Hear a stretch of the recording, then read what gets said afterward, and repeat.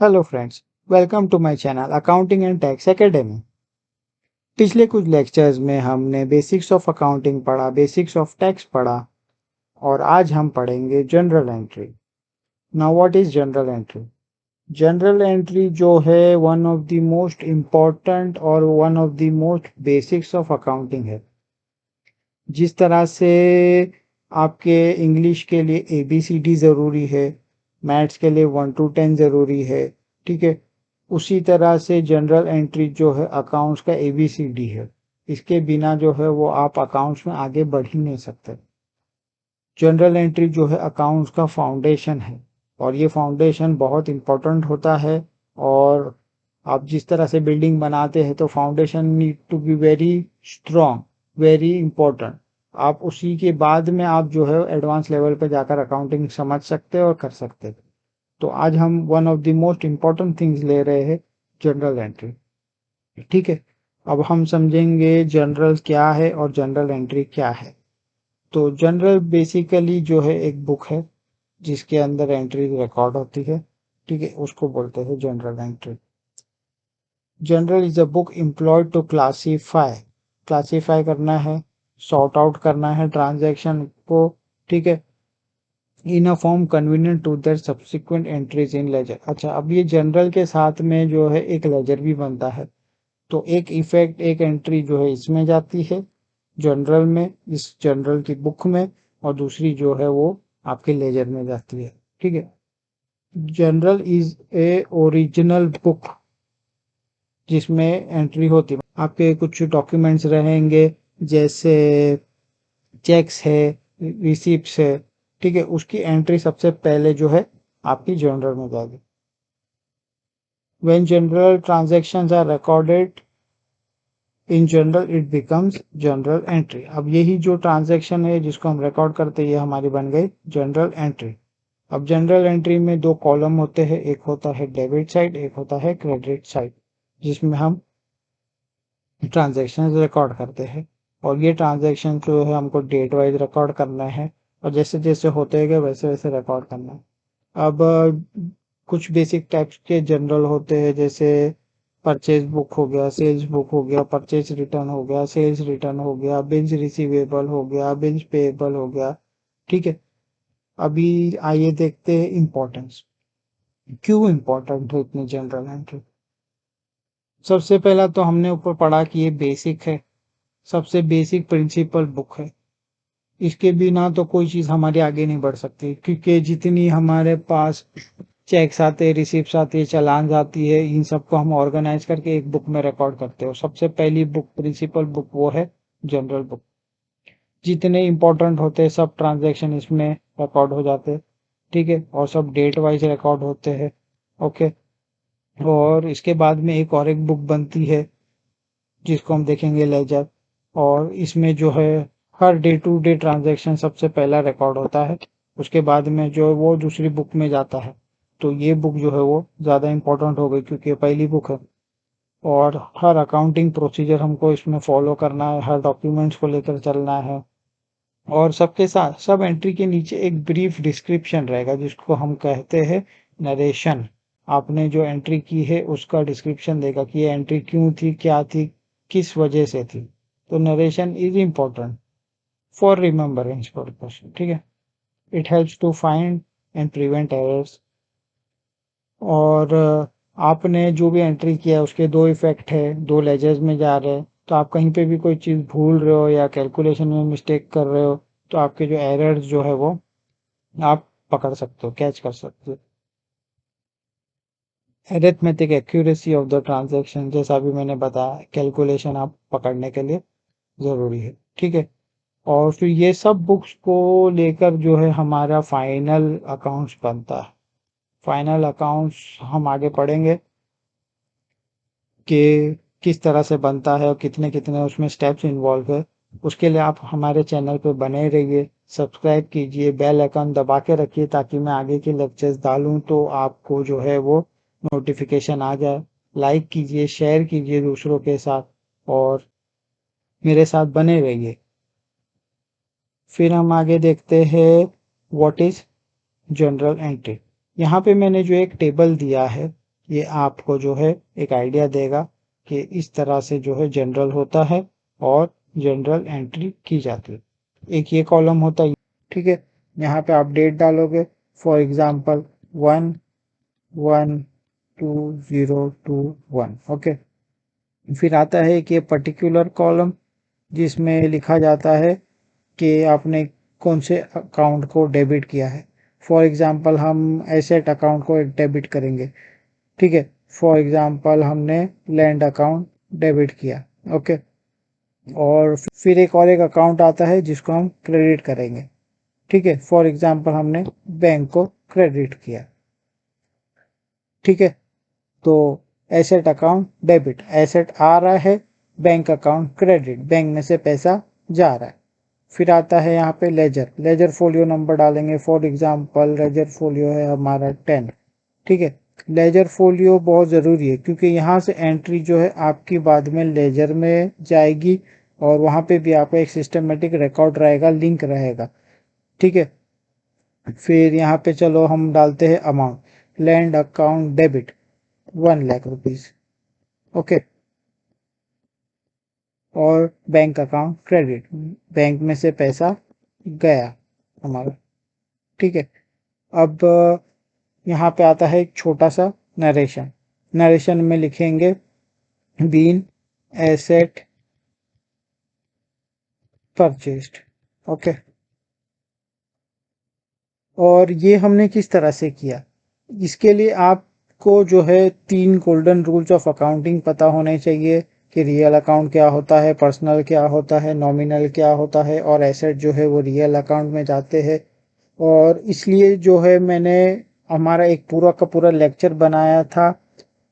आप मेरे पिछले लेक्चर्स में जाके मेरे चैनल पे से रिफ़र कर सकते हैं। 3 गोल्डन अकाउंटिंग का एक लेक्चर है मेरा, उससे आपको आइडिया आ जाएगी कि 3 गोल्डन रूल्स ऑफ अकाउंटिंग क्या है, ठीक है। वो आप समझ जाओगे तो आपको ये समझने में आसानी होगी, ठीक है। इसके बाद आता है हमारा, अभी समझो हमने ऐसी 10 एंट्री और की, ठीक है।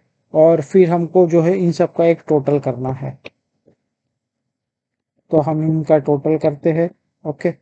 ये हो गया 1 लाख और ये हो गया 1 लाख, ठीक है।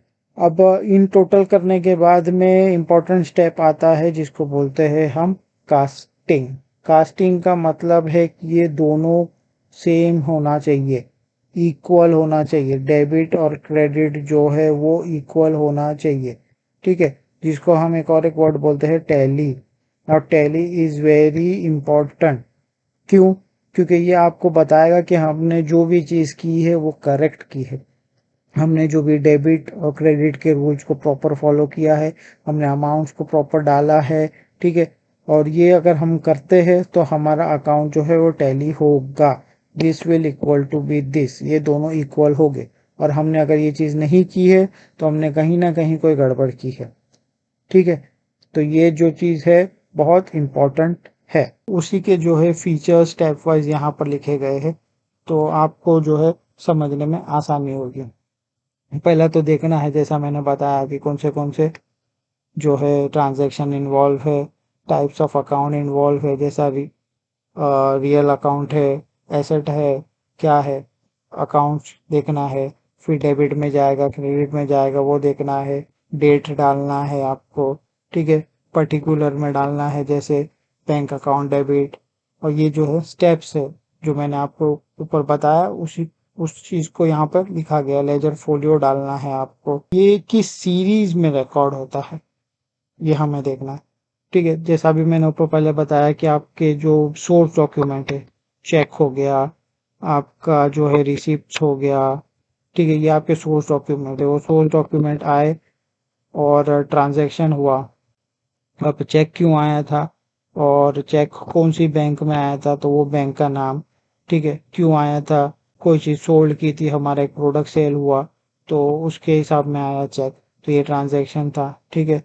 अभी ये हो गया एक बैंक अकाउंट, ये हो गया सेल अकाउंट। अब जो है दोनों अकाउंट, अभी बैंक अकाउंट के बाद में आईसीआईसीआई बैंक है कि कौन सी बैंक है वो लिखना है, और सेल में कौन सा प्रोडक्ट सेल हुआ, फॉर एग्जांपल शूज सेल हुआ तो शूज लिखना है, ठीक है। 2 अकाउंट हो गए और वो अकाउंट्स का क्लासिफिकेशन करना है, क्या रियल वाला था और ये जो है वो हमारा स्टॉक वाला था कि या कोई और अकाउंट था, ठीक है। कभी कभी लैंड भी बिकता है तो वो भी देखना है, कभी कभी मशीनरी भी बेचते हम तो वो भी देखना है, तो क्लासिफिकेशन करना है। और फिर उन सब के जो है वो दो दो इफेक्ट होते हैं, डेबिट साइड क्रेडिट साइड, वो भी हमको देखना है और इसमें भी हमको गोल्डन रूल फॉलो करना है, ठीक है। तो ये सब जो है करते हुए फिर फाइनली डेबिट साइड में और क्रेडिट साइड में उनके इफेक्ट्स देने हैं और ये जो है हमारी जनरल एंट्री तैयार होती है इस तरह से, ठीक है। ये जो है स्टेप्स है, ठीक है, आप रेफर कर सकते हैं, आपको याद रखने में आसानी होगी। फिर अकाउंट करते हुए हमें जो है टैक्स का भी इफेक्ट रहता है। मेरे पिछले लेक्चर्स में मैंने बेसिक्स ऑफ टैक्स डिस्कस किया, जीएसटी डिस्कस किया, व्हाट इज जीएसटी डिस्कस किया। आप वहां पे जाके देख सकते हो डिटेल में कि टैक्स क्या होता है और जीएसटी क्या है। मैं यहाँ पे आपको ब्रीफली एक्सप्लेन करता हूँ। GST stand for goods and service tax, ठीक है। और ये कुछ एग्जांपल्स है टैक्सेस के, डायरेक्ट टैक्सेस के, इनडायरेक्ट टैक्सेस के, ठीक है। यहाँ पे मैंने जो है प्रोफोमा दिया है कि कौन से आइटम में कितना टैक्स लगता है। कुछ है जीरो, इस पे एग्जाम्प्ट है, जैसे बेसिक है, खाने पीने के आइटम्स है, एजुकेशन है, हेल्थ है, इस पे जीएसटी आपको जीरो है। ये जो रेट्स है ये एक आपको जनरल आइडिया है। ये रेट्स जो है काफी फ्रीक्वेंटली गवर्नमेंट रिवाइज करती रहती है एज पर the requirement of the economy, ठीक है। कुछ पे जो है वो 5% लगता है। ये जो है रेट्स सिर्फ हमारे सम्स को, प्रॉब्लम्स को सॉल्व करने के लिए, समझने के लिए दिए हुए हैं। एग्जैक्ट रेट्स जो है वो डिफर होते रहते हैं। फिर कुछ जो है वो 5% वाले हैं, जैसे एलपीजी हो गया, चाय कॉफी वगैरह हो गया, ये 5% में आता है। बेसिक सर्विसेज जो आपकी इम्पोर्टेंट है, बेसिक नेसेसिटी में है, कुछ आ गया 12% में, जैसे मोबाइल फोन। ये जो है थोड़ा ऊपर जाते हैं, थोड़ा सा लग्जरी साइड पे, तो आपका रेट जो है वो बढ़ता जाता है। एकदम बेसिक नेसेसिटी हमेशा जीरो में रहेगी, ठीक है। फिर बेसिक एकदम फर्स्ट लेवल, फिर बेसिक जो है सेकंड लेवल आपकी 5 पे रहेगी। फिर जो है वो नॉर्मल लेवल वाली आपकी जो है वो 12 में रहेगी। फिर उसके बाद में आ गया आपका थोड़ा सा हाई लेवल और 10 से प्रोफेशनल लेवल वाली, ठीक है, जिसमें आपका सीसीटीवी हो गया, मॉनिटर हो गया, कंप्यूटर हो गया, फुल एयर सर्विस हो गया। ये आपकी जो है वो 18 में जाएगी। ज्यादातर जो है गुड्स एंड सर्विसेज इसी में है। और उसके बाद में आती है एकदम लग्जरी आइटम।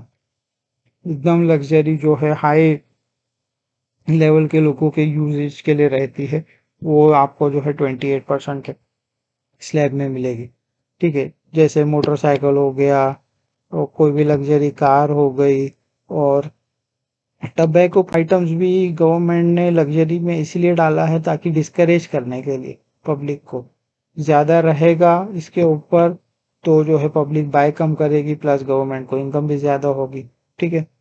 एसी वगैरह है, ये सब भी जो है आपको लग्जरी में आता है। 5 स्टार होटल है, ये आपकी सब लग्जरी आइटम में आती है। तो ये आपको जनरल आइडिया है कि जीएसटी जो है वो कितना होता है, कौन से आइटम पे कितना होता है, और इसको जो है किस तरह से समझना है। और अभी हम देखेंगे इसको किस तरह से अप्लाई करना है।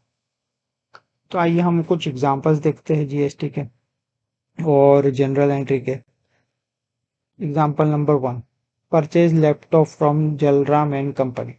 अभी हमने देखा कि लैपटॉप जो है, लैपटॉप ये हमारा कौन से में आ गया, कंप्यूटर 18%, ठीक है।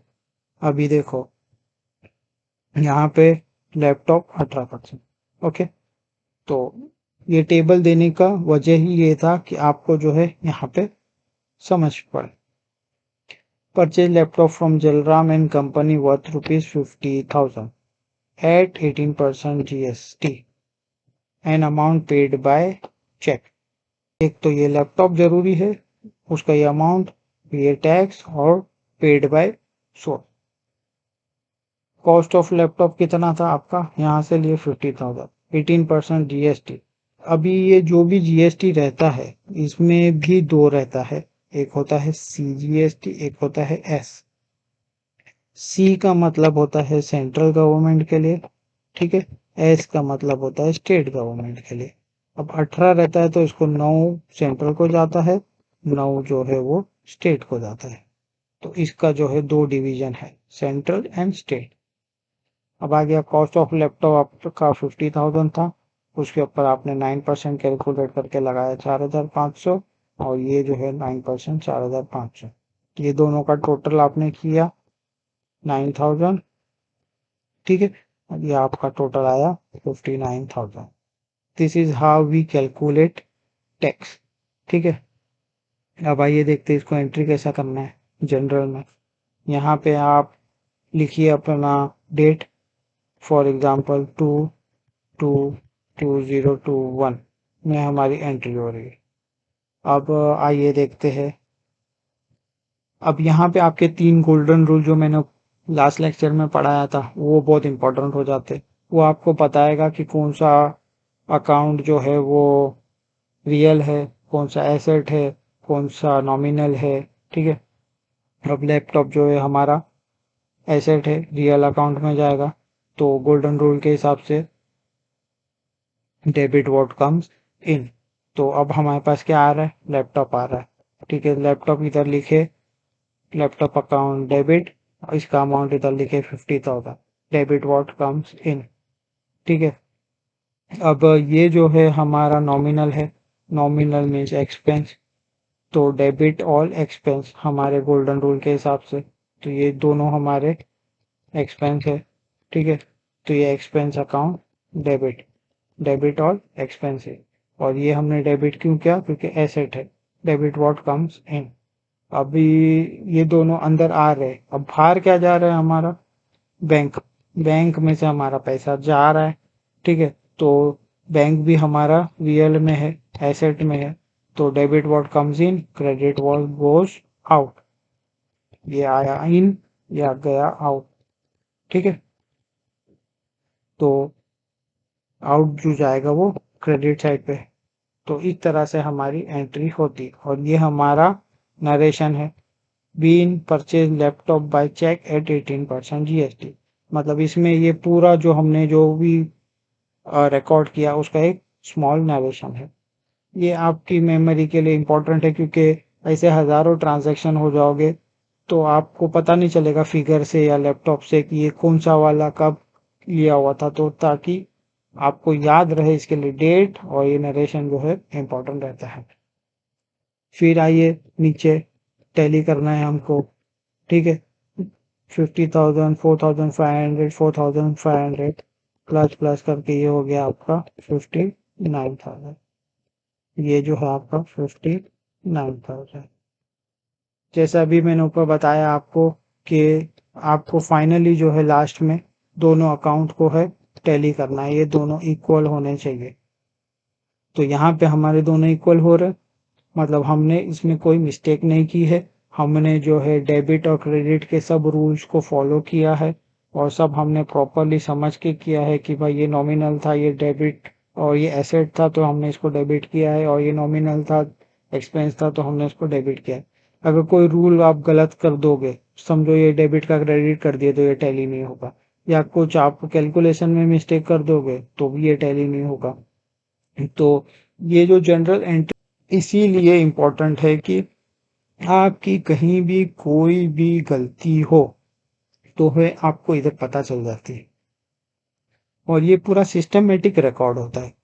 तो आप जो है कहीं पे भी इसमें कोई गलती की गुंजाइश नहीं। अगर गलती हो रही है तो आपको ये अमाउंट्स में नजर आ जाएगा कि आपने कहीं गलती की है।